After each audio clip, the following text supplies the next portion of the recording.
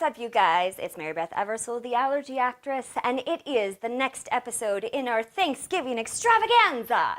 We are doing the not-so-sweet potato mash today. Now, I know all of you guys probably know about the yam/sweet potato mash that has the marshmallows on top, and don't get me wrong, I do love that. But a lot of people don't. They just think it's too sweet. So this one is a more savory version, thus the not-so-sweet sweet potato mash. I'm so excited to present it, and I do have to tell you one thing. It is not dairy-free. If you want to make it dairy-free, you just have to substitute out the vegan cheese, or you can just leave it out. Okay, let's get to the ingredients.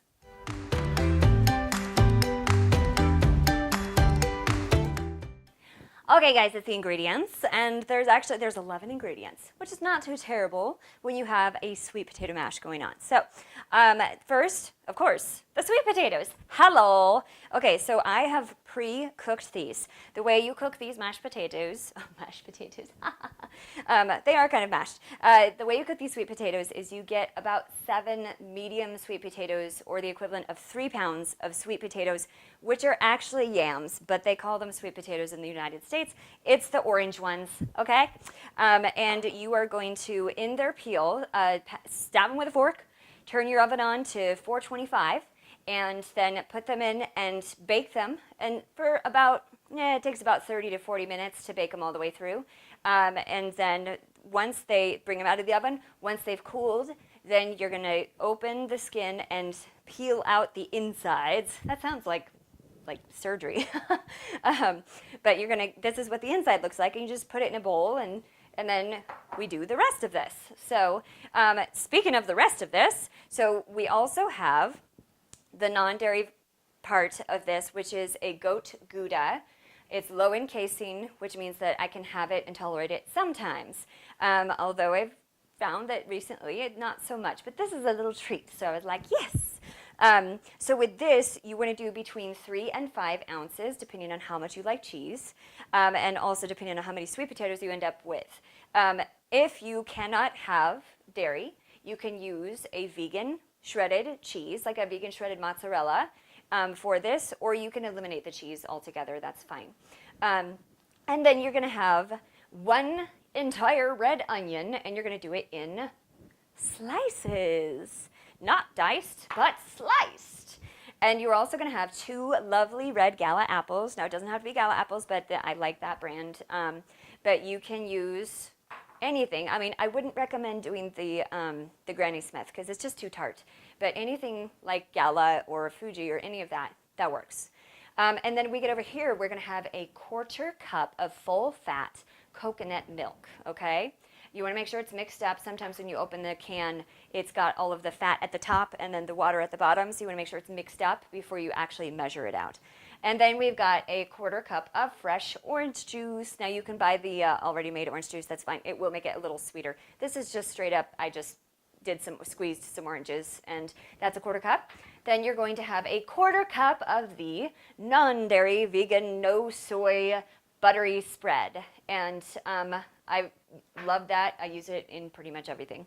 And then a 1/4 cup of brown sugar. And then onto our spices, we have some thyme. 2 teaspoons of thyme, because everyone needs some thyme. And then we have a 1/4 teaspoon of cracked black pepper and a teaspoon of Himalayan pink salt. This is it for the ingredients. So let's get to the main event.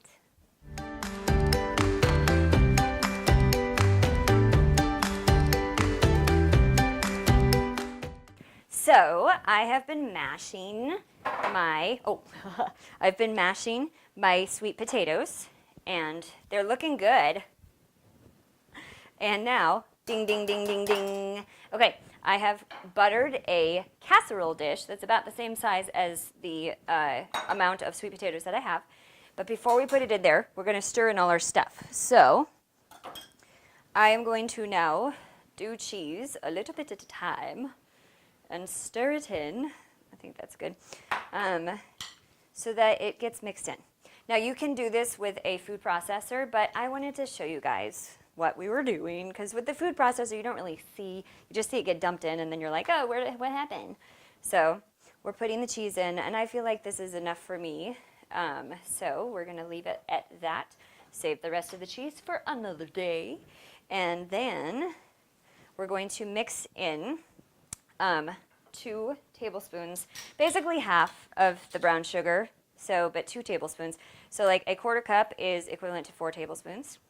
So we're doing half of that for this, and the other half goes on a different step. We're also going to put in 2 tablespoons of the butter, and drop that in. My French teacher would be so proud of me. Although I don't know if I just spoke French or German. I'm trying to review, because I was fluent in French and German at one point, and then I didn't practice it for like 10 years. So I'm trying to review that with this app that I have, and it's helping, except that sometimes when I do both languages in one day, I confuse the participles. So, and that's not good. So if I decide I'm gonna go to France or Germany sometime soon, I'm gonna have to figure that out. So, okay, so then you're gonna put the orange juice in. Orange juice! This is gonna make it nice and smooth and silky. This is where doing it in a food processor might be beneficial, because it does make it a little less lumpy, but I don't mind lumps. I like sweet potatoes lumpy. I actually eat them like that sometimes. I know people sometimes eat yams completely cut that way. So, oh, look, I'm spilling. Spillage! And then you want to put your coconut milk in. Now, if you're not allergic to dairy, you can use regular whipping cream, but I can't have whipping cream, so I do coconut milk. And put that in, and while I'm doing that, I'm going to put a little bit of I'm going to put all of the pepper in, and I'm going to put a little bit of the salt. Save some of the salt. You want to actually have about 3/4 of a teaspoon, so I'm just going to do that. 1, 2, 3. The rest of this is going to go in a later step. Okay, so now we're just going to mix all this up until it looks nice and pretty. That coconut milk really changes it to a lighter orange, which is kind of cool. It's very pretty. And then once it's all mixed up together, we're going to dump it into this. Oh, and by the way, you can use bourbon in place of the orange juice. But I can't have bourbon, so I'm using orange juice. But if you can have bourbon, by all means, go right ahead. Okay, so we are ready to dump. Dumpage. Let's hope I don't dump on the side anymore. And, oh, and the dish, as you can see, was buttered. So make sure, grease it somehow. You can use spray pan stuff, spray paint. No, you can use the buttery spray if you can have that, but I can't, because a lot of those have soy lecithin in them. So, so I just use regular old spoon and stir it around and butter it that way. So, I don't think I would recommend oil for greasing this, just because it's more of a buttery dish. So, and then you want to flatten it out pretty good, because what's happening in the next step is going to go on top once this has gone into the oven. So speaking of the oven, it has been preheating at 325, and now we're going to put this in there covered for about 30 minutes, and then in the last 5 minutes before it comes out, we're going to do the next step, which is to make the topping, and then we will get to eat it. Yes!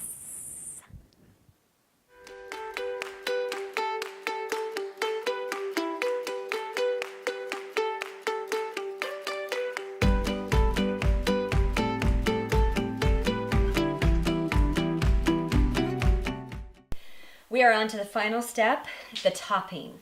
So for the topping, you're going to put in the rest of that brown sugar, which is the equivalent of about 2 tablespoons. You're going to put in the rest of your butter, which is also the equivalent of about 2 tablespoons.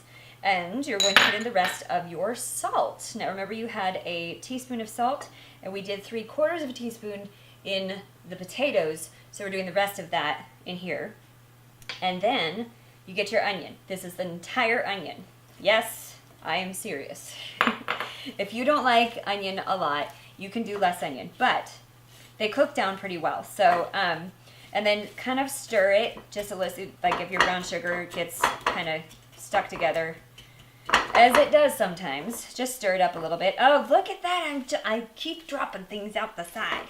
And then, so this, once it's kind of, everything's kind of coated with butter and sugar, you're going to put it into the microwave for 4 minutes. And then, once 4 minutes has passed, you're going to bring it out and you're going to put in the apples and the thyme.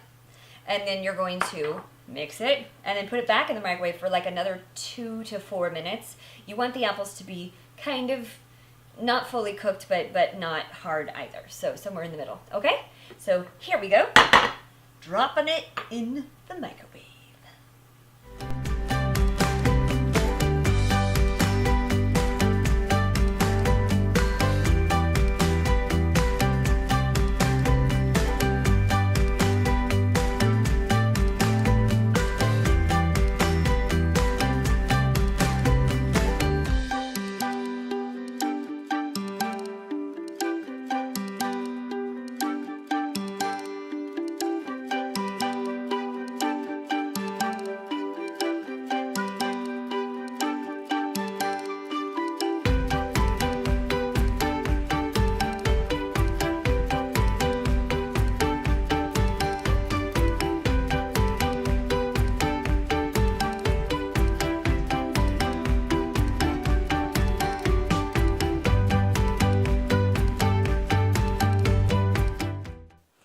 Always my favorite part, but even more so for this recipe because it is one of my absolute favorites.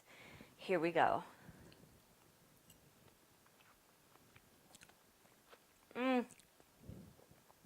Just everything. Just everything. It hits you. You get a little hint of the cheese. The sweet potatoes with that orange juice is just spectacular. The thyme gives it just the right amount of herbs. The apples are cooked perfectly. The onions are cooked perfectly. It's just an amazing combination of yumminess. And then the coconut milk just adds that little bit of, it just makes it a little bit more creamy, I think. And I just absolutely love it.